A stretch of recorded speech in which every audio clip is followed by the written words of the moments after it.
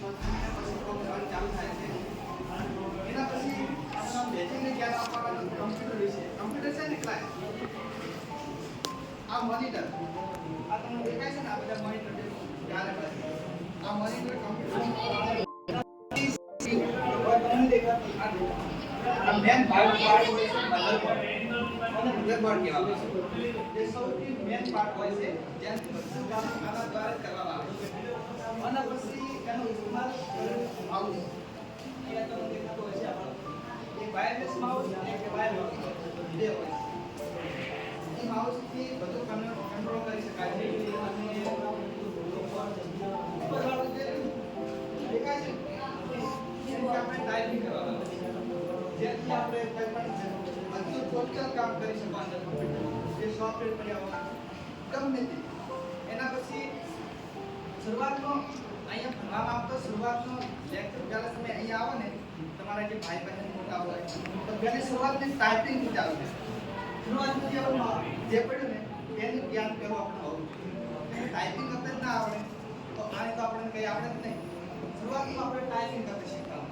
ટાઈપિંગના પણ 3 પ્રકાર હોય. એક હિન્દી ટાઈપિંગ, ગુજરાતી ટાઈપિંગ અને ઇંગ્લિશ ટાઈપિંગ. બરોબર છે? એ ટાઈપિંગ આપણે શરૂઆતની ટાઈપિંગ સ્પીડ કરી દેવાની. એના પછી આપણે માઉસ તો પકડતે આવડતું હોય છે. તો બસ આ બંનેનું કામ હોય બીજા નંબર મારું કામ થઈ જાય. આ તમને દેખાય છે ને આ કમ્પ્યુટર અંદર આવે છે એસએમપીએસ જે પાવર સપ્લાય કહેવાય છે. જે સ્વિચ ચાલુ કરો ને પાવર બધો આને સપ્લાય થઈ બસ ટ્રાન્ઝિશન થઈ બધો અંદર થાય છે. અને અંદર એક રેમ આવે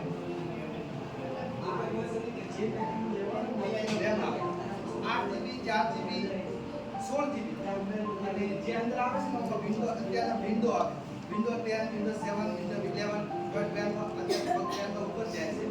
એના પછી એના અંદર સ્ટોરેજ આપણે ડેટા તો પણ ડેટા સ્ટોર કરવો હોય जैसे कि આપણે કોઈ સોફ્ટ जैसे वीडियो બનાવ્યો આપણે મોબાઈલનો વિડિયો બનાવ્યો વિડિયો આપણે કમ્પ્યુટરમાં નાખ્યો પણ એ આપણે અંદર સ્ટોર તો પડશે જ ને. આ બધો ડેટા સંગ્રહતો હોય એ શાના દ્વારા હાર્ડ ડિસ્ક દ્વારા. હાર્ડ ડિસ્કનું પછી અંદર આવશે અંદર સોફ્ટવેર આવે. અહીંયા એક વર્ષના અંદર સોફ્ટવેર બનાવવામાં આવે જે તમને આ દેખાય છે ચાર દેખાતા છે જાવા जैसे MS वर्ड આના અંદર તમારે અલગ અલગ ભાગમાં તમારે બનાવવામાં આવે છે. પછી આ જે પ્રિન્ટર આપણે ઝેરોક્સ કરાવવા જવું હોય ને તો આપણે શરૂઆત કરવાના શું થાય છે ઝેરોક્સ કેવી રીતે કરવું.